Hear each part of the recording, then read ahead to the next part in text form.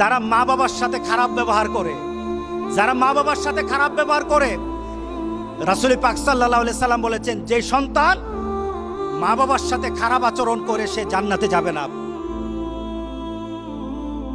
তুমি পড়ে দেখো নামাজ, তোমার জিন্দেগি আরো অনেক মজাদার হবে, অনেক শানদার হবে। আমরা অনেক আরামে আছি, বিশ্বাস। সেজদাওয়ালারা আমরা কষ্টে নাই, আল্লাহর কসম। একটা নামাজি লোক কষ্টে নাই, একটাও না, একটাও।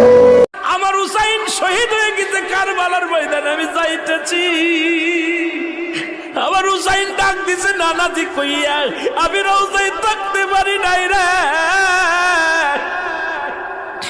আমি হুসাইনের দেখার জন্য নবীজি রওজা থেকে উঠা গেছি। আলেমরা সর ইবনে আব্বাস বলে, আমি স্বপ্নের মধ্যে দেখেছিলাম আমার রাসূল ডাক দে বলে, মক্কা মদিনার মানুষেরা রে আর ঘুমাস না, আর তোরা ঘরের মধ্যে থাকিস না। আমি নবীর রওজায় ঘুমাইতে পারি নাই, কান্না সহ্য করতে পারি নাই। ওদিন আমিও ফাতেমার। এই ভিডিওটা তারাই শেয়ার করবে যারা জীবনে একবারের জন্য হলো এখানে যাওয়ার ইচ্ছা আছে। হে আল্লাহ, আমার যেই ভাই এই ভিডিওটা শেয়ার করবে তাকে জীবনে একবারের জন্য হলো এখানে পৌঁছাই দেন, আমিন। প্লিজ শেয়ার করে দিবেন। বিড়ি জাহান্নামের খাবার, সরাসরি জাহান্নামীদের খাবার।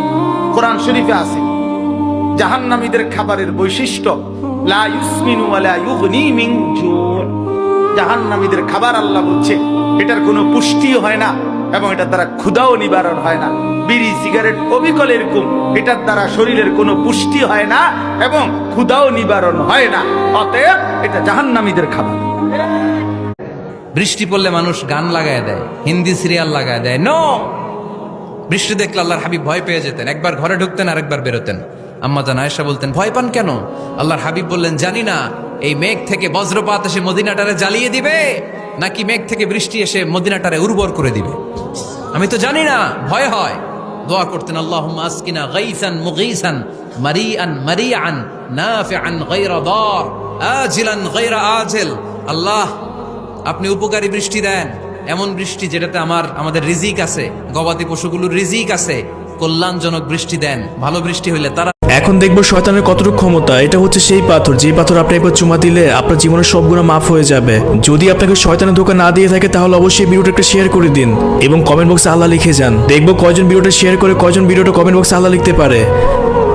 খুব কাছে থেকে দেখে নিন প্রিয় নবী হযরত মুহাম্মদ সাল্লাল্লাহু আলাইহি ওয়াসাল্লামের পুত্র ইব্রাহিম ইবনে মুহাম্মাদের কবরস্থান মুবারক। মাত্র 18 মাস বয়সে তিনি মৃত্যুবরণ করেন। মদিনার জান্নাতুল বাকি কবরস্থানে তিনি সমাধিত আছেন। প্রিয় নবীর সন্তানের কবরটি প্রথম দেখে থাকলে ভিডিওটি লাইক, সাবস্ক্রাইব করে কমেন্টে আমিন লিখে যাবেন।